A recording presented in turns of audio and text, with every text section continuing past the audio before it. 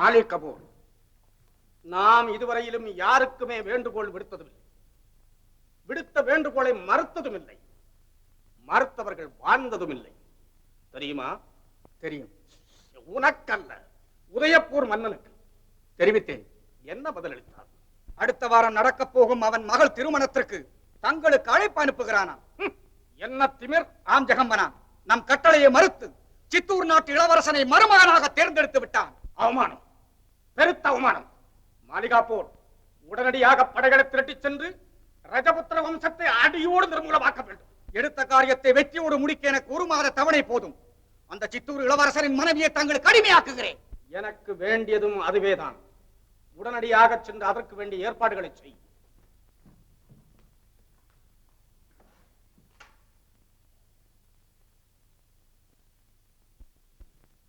அமைச்சர் அவர்களே, இந்த திருமணத்தை அமோகமாக நடத்த வேண்டும் என்ற ஆவலால் எங்கள் நாட்டு மக்களும் அதிகாரிகளும் மிக உற்சாகத்தோடு ஏற்பாடுகளை செய்திருக்கிறார்கள். அவைகளை எல்லாம் நீங்கள் பார்வையிட்டிருப்பீர் என நினைக்கிறேன். ஏதேனும் குறை இருந்தால்? இல்லை அரசே, நாங்கள் எதிர்பார்த்ததை விட சிறந்த முறையில் ஏற்பாடுகள் செய்யப்பட்டிருக்கின்றன. எங்கள் இளவரசர் கூட தன் பாராட்டுதல்களை தங்களிடம் தெரிவிக்க சொன்னார். இந்த சம்பந்தத்தின் மூலம் ராஜபுத்திர சிற்றரசர்களிடையே ஒற்றுமை ஓங்கும் என்பது எனது திடமான நம்பிக்கை. சித்தூருக்கும் உதயபூருக்கும் ஏற்பட்டிருக்கும் இந்த அன்பு பிணைப்பை இனி யாராலும் தகர்க்க முடியாது அரசே. அம்மா, சிப்பாய் வரவில்லை அம்மா. வரவில்லையா? சித்தூர் இளவரசர் அவரை அங்கேயே நிறுத்தி விட்டாரா?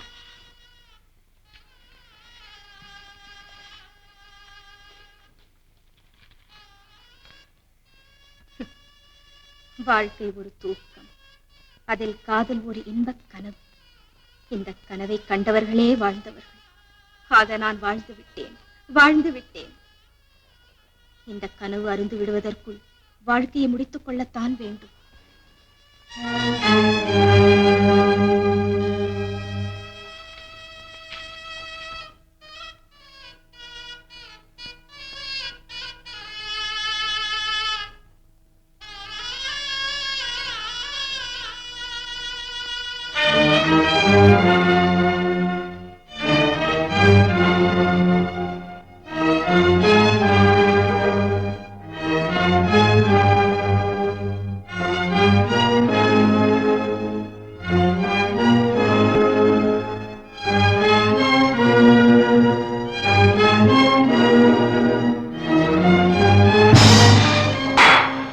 தற்கொலை தவறான காரியம் இளவரசி.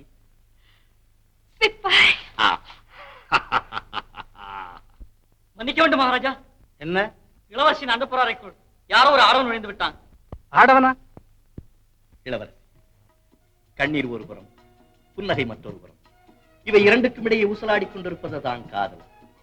காதல் விஷயத்தில் இது போன்ற இக்கட்டுகள் ஏற்பட்டுக் கொண்டுதான் இருக்கும். அவர்கள் இஷ்டப்படி அவர்கள் நடக்கட்டும், நம் திட்டப்படி நாம் நடப்போம். என்னோடு புறப்பட தயார்தானே? எதற்கும் இந்த அடிமை சித்தமாயிருக்கிறாள்.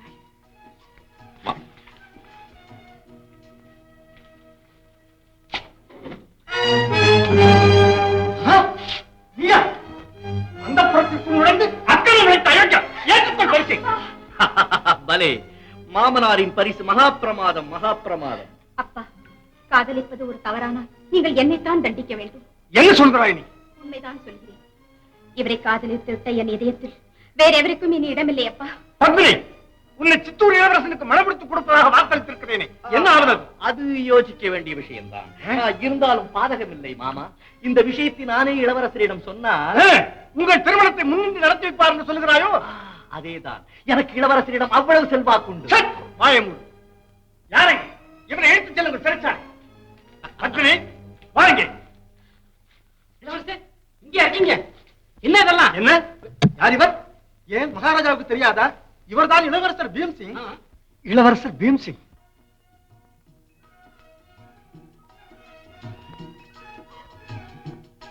பிரபு, பீம்சிங், பீம்சிங், என்னை மன்னிச்சு விடுங்க, மன்னித்து விடுங்க.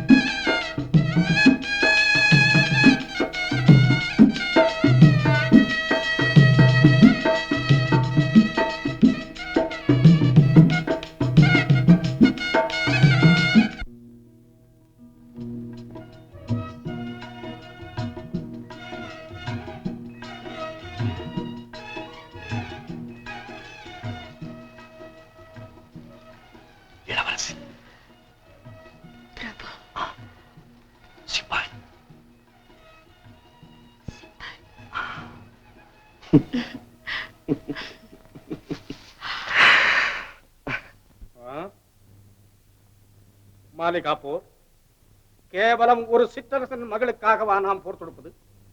அவள் இப்போது சிற்றரசனின் மகள் அல்ல ஆலம்பனா, வேற்றரசனின் மனைவி. வேற்றரசனின் மனைவி. எனக்கு கோபம் வந்தால் கோட்டைகள் சரியும். நான் விரல் அசைத்தால் போதும், எல்லா மன்னர்களும் மண்டியிடுகின்றார்கள். அப்படி இருக்க ஒரு பெண்ணை அடிமைப்படுத்தவா என்னால் முடியாது? முடியாது என்று சொல்ல எவனுக்கு துணிவு இருக்கிற ஜெகம்பனா? சித்தூர் கோட்டையை முற்றுகையிட ஏற்பாடுகள் செய்து விட்டேன். அடுத்த வாரம் புறப்படுகிறது நாம் படை. மாலிகாப்போர், நீ வர்ணித்த அந்த எழிலரசியை என்னிடம் கொண்டு வந்து சேர்த்தால் என்னுடைய நாட்டில் ஒரு பகுதி உனக்கு நான் பரிசாக அளிக்கிறேன். அவளை கொண்டு வருவது எனக்கு மிக மிக சுலபம். ஆனால் அவளை உயிரோடு கொண்டு வருவதுதான் கடினம். என்ன? ஆம் ஜெகம்பனா, போரிலே அவர்கள் தோல்வி கண்டால் மானத்தை காக்க ரஜபுத்திர பெண்கள் மரணத்தை தழுவிக் கொள்வார்கள். அவள் சாகக்கூடாது, அவளை சாக விடவே கூடாது. மாலிகாப்போர், படைக்கு தலைமை தாங்கி நானும் உன்னுடன் புறப்பட தயாராக இருக்கிறேன். நீங்களும் புறப்படுவதா? அந்த உயிரோவியத்தை ஒருமுறை என் கண்ணார பார்க்க வேண்டும். புறப்படுவதற்கு வேண்டியதை ஏற்பாடு செய்.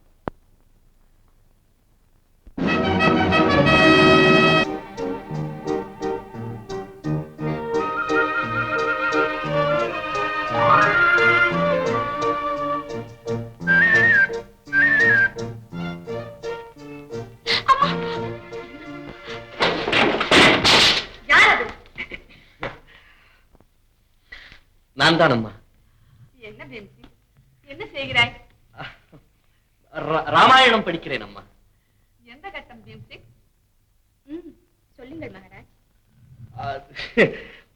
ராமனின் மனைவியாகிய சீதை அவள் மாமியாராகிய கௌசல்யா தேவிக்கு பணிவிடை செய்யும் கட்டத்தை படிக்கிறேன். சீதை கூட நமது பத்மினியை போல் தனது மாமியாருக்கு பணிவிடை செய்திருப்பாளா என்பது சந்தேகம்தான். அம்மா என்னை அளவு மீறி புகழ்கிறார்கள்.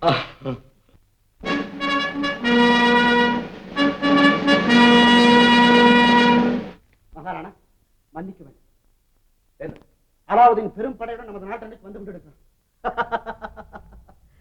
பரஸ்திரீக்காக படுகளத்திலே பறிகொடுக்க 10 தலைகளாவது இருந்தன அந்த ராவணனுக்கு.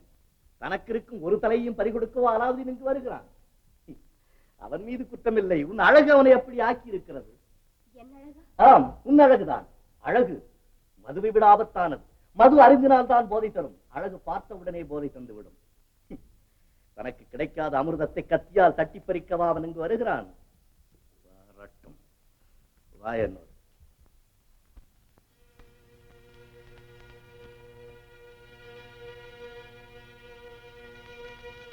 அழகு அழகு மதுவை விட ஆபத்தானது.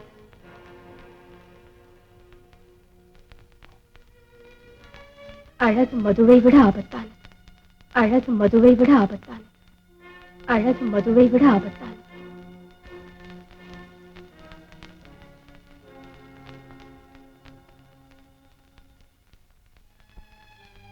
பத்மினி, அழகு ராணி பத்மினி, உன் அழகால் நேரப் போகிறது அனர்த்தம். அனர்த்தமா? ஆம், அனர்த்தம். அழகாய் பிறந்தது என் குற்றமா? அழகும் சோகமும் இரட்டை பிறவிகள். அழகாய் பிறந்தவர்கள் எல்லாம் அழுவதற்கென்றே பிறந்தவர்களா? ஆமடி, ஆம். பொய், பச்சை பொய். கண் நிறைந்த கணவருடன் களிமிகுந்த வாழ்க்கை நடத்துகிறேன். பாரியா ரூபவதி சத்து. இது மெய்யான மொழியடி, சிந்தித்துப் பார். அழகான மனைவி அவள் கணவனுக்கு விரோதியா? அதில் ஐயம் வேறா? காய்த்து குலுங்கும் மரம் கல்லடிப்படும், அழகு பூத்து குலுங்கும் மனைவிக்கு கயவர்களின் கண்ணடி நிச்சயம். சி, வாய மூடு.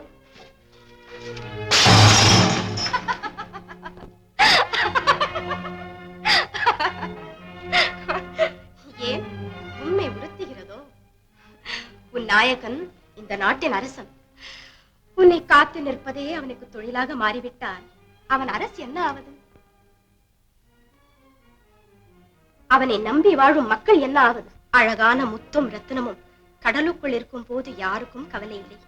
ஆனால் அவை அரசன் கிரீடத்தில் பளிச்சிடும் போது கள்ளர்கள் கவனமெல்லாம் அவற்றின் மீதுதான் செல்லும். அதுபோல் அரசனுக்கு மட்டும் அழகான மனைவி கூடாது. ஆம், கூடவே கூடாது. அவளை விட ஆபத்து அவனுக்கு வேறு எதுவுமே இல்லை. அழகான மனைவி அரசனுக்கு கூடாது.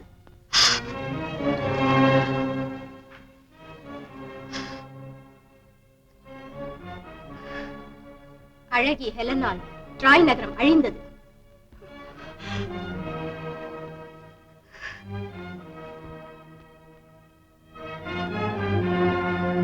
அழகிய சீதையால் அழிந்தது லங்கை. அழகிய பத்மினியால் சித்தூர் அழிந்துவிடும். சித்தூர் அழிந்துவிடும்.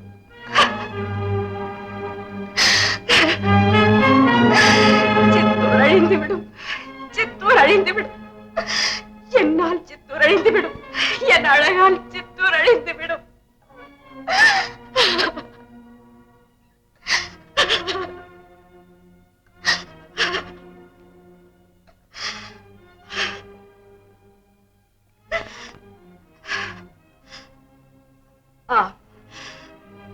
கூடாது.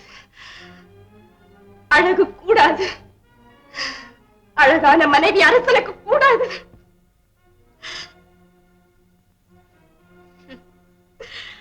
அழகு அது மட்டும் நிலையாகவா இருக்கப் போகிறது? ரோஜா இதழ்கள் வாடி உதிர்வதை போல் இந்த அழகும் ஒரு தினம் வாடித்தானே போகும். அது இப்போதே போய்விட்டால் என்ன? முதுமை என் அழகை விழுங்குவதற்கு முன்பாகவே அதை நானே முடித்து விட்டால் என்ன?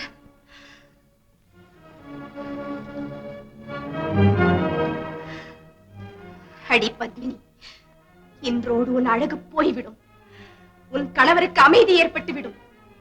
உன் அழகை போக்கிக் கொண்டால் சித்தூருக்கு அனர்த்தம் இல்லை. சித்தூருக்கு அனர்த்தம் இல்லை. அர்த்தம்தான் இல்லை பத்மினி. உன் முடிவில் அர்த்தம்தான் இல்லை. மகாராஜ், அரிது அரிது மானிடராய் பிறத்தல் அரிது. அதிலும் அறிவோடும் அழகோடும் பிறப்பது மிக மிக அரிது. என் பாக்கியம் எனக்கு மனைவியாக கிடைத்திருக்கிறாய். இடையில் ஒரு மடையன் எதையோ நினைத்துக் கொண்டு ஓடி வருகிறான் என்றால் அதற்காக நீ ஏன் வருந்துகிறாய்? மகாராஜ், என் அழகே எனக்கு பெரும் பாரமாகிவிட்டது. அதை தாங்க முடியாமல் தவிக்கிறேன். பைத்தியக்காரி, மின்னலின் அழகை மேகம்தான் தாங்க முடியும். நிலாவின் அழகை வானம்தான் தாங்க முடியும். பணத்தின் அழகை பாக்யவான் தான் தாங்க முடியும். இந்த பத்மையின் அழகை பீம்சிங் தான் தாங்க முடியும். அலாவுதீனுக்கு தான் உன் அழகு பெரும் பாரம். அவன் தாங்கும் அழகல்ல பத்மினி உன் அழகு. உண்மை மகாராஜ், உண்மை. இன்னொன்று தெரியுமோ? கல்லானாலும் அது கன்னி உருவத்திலே இருந்தால் போதும், அதையும் காதலிக்க தயங்க மாட்டான் அலாவுதீன். உன் அழகை கேள்விப்பட்டிருக்கிறான். வெறிகுண்டு இங்கு ஓடி வருகிறான். வரட்டும். ஒரு நாட்டையே காப்பாற்றும் வலுவுள்ள என் தோள்களுக்கு உன்னை காப்பாற்றவா முடியாது? வரட்டும், பேசிக் கொள்கிறேன். மகாராஜ், என் அவசர புத்திக்காக என்னை மன்னித்து விடுங்கள். உன்னை மன்னிப்பதா? உனக்கு சரியான தண்டனை கொடுக்கிறேன். வாங்கி உட்காரப்படி. அஞ்சா நெஞ்சம் கொண்ட அன்பு தோழர்களே, போரந்தால் புன்னகையோடு களத்திலே காத்து நிற்கும் வீர பெருமக்களே, ஆதிக்க வெறிகொண்ட அந்நியன் அமைதி நிலவு நம் நாட்டின் மீது படையெடுக்க துணிந்து விட்டான் என்ற செய்தி கேட்டு பதைக்கிறது நம் நெஞ்சம். அவனுக்கு பாடம் கற்பிக்க துடிக்கிறது நம் கரங்கள். சித்தூர் நாட்டு சிங்கங்களே, நம் வீரத்தின் வலிமையை காட்ட ஏற்பட்டதோர் வாய்ப்பு இது. நாடாசை பிடித்த நயவஞ்ச நாய்களை ஓட ஓட விரட்டி வெற்றி மாலை சூட வேண்டும். அதுவரை நமக்கு ஓய்வில்லை, உறக்கமில்லை. உறுதியோடு போர் புரிந்தால் நமக்கு தோல்வி இல்லை. வாழிடுங்கள், நம் தோளின் வலிமையை காட்ட புறப்படுங்கள் போர் முனைக்கு. நம்மை பெற்ற தாய் நாடு இது, நாம் பிறந்த பொன்னாடு இது. அந்நியர் இங்கு நுழைவதற்கு அனுமதிக்க மாட்டோம். நம் உடலிலே கடைசி துளி ரத்தம் இருக்கும் வரை போராடுவோம். ஏகாதிபத்திய வெறியர்களை எதிர்த்து முறியடிப்போம். மண்ணாசை பிடித்த கயவர்களின் கனவுகளை சிதறடிப்போம். வீரத்தின் செல்வமாக விளங்கும் செல்வங்களே, நாட்டை காப்பாற்ற புறப்படுங்கள். வெற்றி அல்லது வீர வரணம்.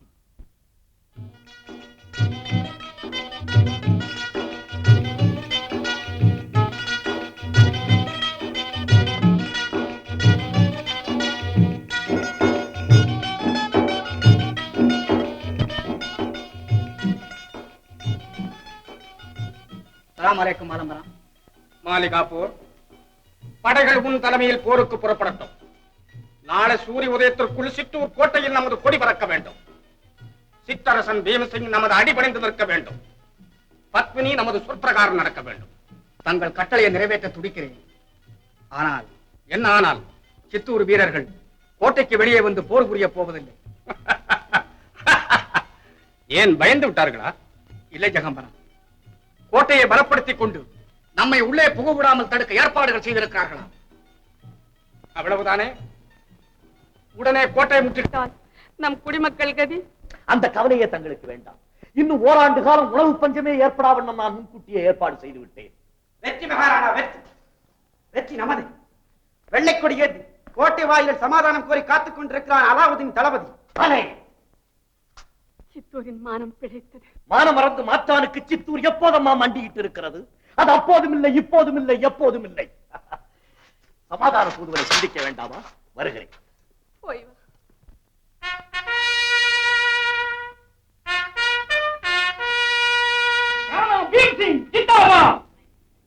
வர வேண்டும் தளபதியாரே. கடைசி நேரத்தில் நீங்கள் செய்த முடிவைக் கண்டு நானும் எனது நாட்டு மக்களும் பெருமகிழ்ச்சி அடைகிறோம்.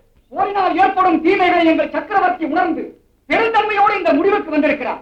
மிக்க மகிழ்ச்சி. சமாதானத்தை நாங்களும் விரும்புகிறோம், வரவேற்கிறோம். எங்கள் மன்னர் உங்களை சந்தித்து உங்களோடு நட்பு கொள்ள அவரோடு காத்திருக்கிறார் மகாராணா. மாலிகாபூர், எந்த நேரத்திலும் எவரிடத்திலும் நாங்கள் கரம் நீட்டி கைகுலுக்கி தோழமையை வளர்த்துக் கொள்ள தயாராயிருக்கிறோம் என்பதை உமது மன்னருக்கு சொல்லும். நன்றி மகாராணா. என்றும் உங்கள் பெருந்தன்மை சிறக்கட்டும், பெருமை வளரட்டும்.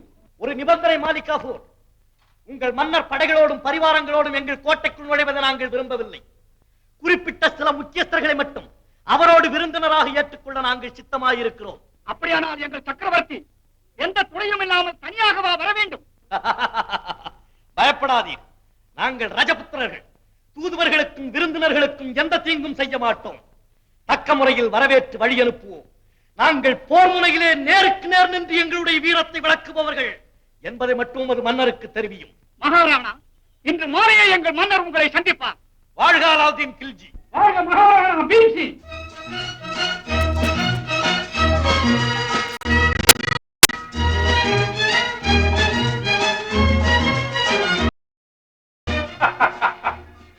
விருந்து பிரமாதம் மகாராணா. நேற்று யுத்தம், இன்று சமாதானம். எல்லாம் அல்லாஹ்வின் செயல்.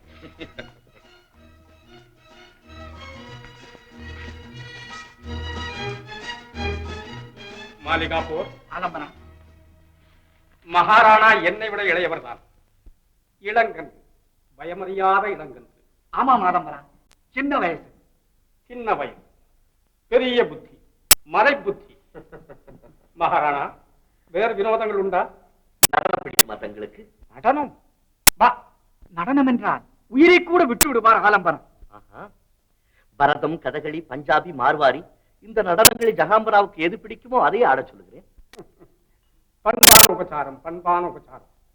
மாலிகாபூர், பார்த்தால் ராணி பத்மினியின் நாட்டியத்தை பார்க்க வேண்டும், இல்லாவிட்டால் நாட்டியமே பார்க்க கூடாது என்று முன்பு ஒரு சமயம் என்னிடத்தில் சொல்லியிருக்கிறாய், ஞாபகம் இருக்கிறதா? ஆஹா, ஆலம்பனாவுக்கு அது இன்னும் நினைவு இருக்கிறதே. அற்புதமான விஷயங்களை நான் என்றுமே மறக்க மாட்டேன். மகாராணா, கலையின் பெயரால் கேட்கிறான் ரசிகன் அலாவுதீன். உமது ராணியின் நாட்டியத்தை அவன் பார்க்க முடியுமா? விருந்தாளிகள் நாட்டையே விரும்பி கேட்டாலும் அதையும் கொடுக்க தயங்க மாட்டோம் நாங்கள். நாங்களும் அதில் குறைந்தவர்கள் அல்ல ஜகாம்பனா. பத்மினி அன்று ஒரு கன்னிப்பெண், தந்தையின் விருப்பப்படி ஆடி. இன்றோ அவள் ஒரு ரஜபுத்திரின் மனைவி. தன்னுடைய கணவனை தவிர மாற்றார் முன்னிலையில் ஆட முடியாது. இது எங்கள் மதத்தையும் மானத்தையும் பொறுத்த விஷயம். இந்த தர்ம சங்கடமான நிலையை பற்றித்தான் யோசிக்கிறேன். மாலிகாபூர், மனையா, முன்னதாகவே இந்த விஷயத்தை என்னிடத்தில் சொல்லாமல் இருந்திருந்தால் மகாராணாவுக்கு இந்த தர்ம சங்கடம் ஏற்பட்டிருக்குமா? மன்னியுங்கள் ஆலம்பனா, அன்று கலை ஆர்வத்தில் ஏதோ சொல்லிவிட்டேன். நாடாள வேண்டும் என்று ஆசைப்பட்டேன். ஆண்டு கொண்டே இருக்கிறேன். கன்னித்தீவின் வைரங்களை பற்றி விரும்பினேன். என் அரண்மனை முழுதும் அந்த வைரங்களை கொண்டு பதித்து விட்டேன். பத்தையப்பூர் ராஜகுமாரியை அடைய எண்ணினேன். இன்று அவள்தான் என்னுடைய மனைவி. அவைகளெல்லாம் போகட்டும். ராணி பத்மினியின் நடனத்தை பார்க்க வேண்டும் என்று கனவு. அது இந்த கனவாகவே முடிந்தது. மனிதன் ஆசைப்பட்டதையெல்லாம் அடைந்து விட்டால், அரே அலாவுதீன், இது உன்னுடைய வாழ்க்கையில் ஒரு பெரும் தோல்வி, மகத்தான தோல்வி. இல்லை, வழி கண்டுபிடித்து விட்டேன். ஆலும்பனா, நீங்கள் பத்மினியின் நடனத்தை தானே பார்க்க வேண்டும். அந்த அற்புதமான நடனத்தை பார்க்க முடியுமா? முடியும், நான் ஏற்பாடு செய்கிறேன். அல்லாஹ் அலாவுதீனை கைவிடவில்லை. வாழ்க மகாராணா.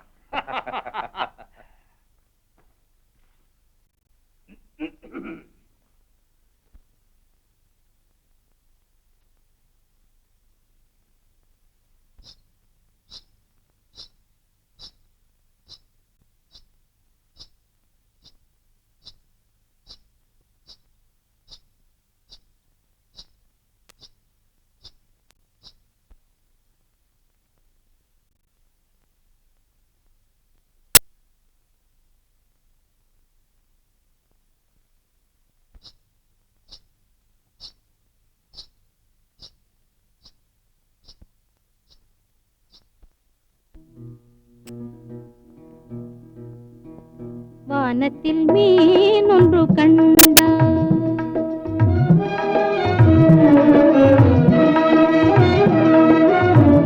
வானத்தில் மீன் ஒன்று கண்டார், ஒரு மன்னாதி மன்னவன். வானத்தில் மீன் ஒன்று கண்டார்,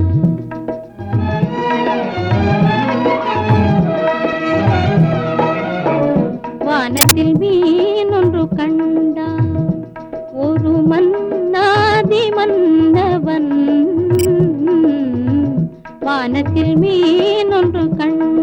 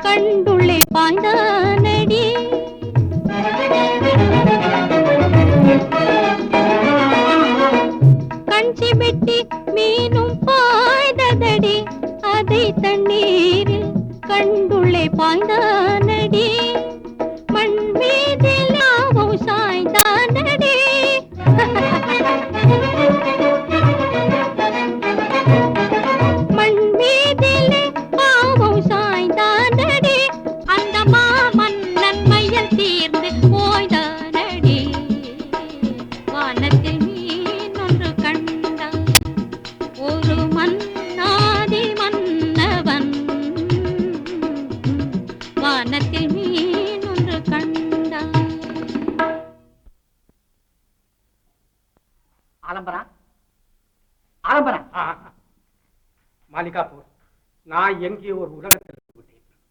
மகாராணா, இந்த அதிசயமான நடனத்தில் தன்னையே மறந்து விட்டார் ஆலம்பரம். அது என் தவறா? வேறு யாருடைய தவறு ஆலம்பனா? சரியான கேள்வி. உமது ராணிக்கு இம்மாதிரியான நடனத்தை சொல்லிக் கொடுத்தானே, அந்த ஆசிரியன் தவறு அல்லவா பீமசிங்? அப்படியா? நன்றி மகாராணா.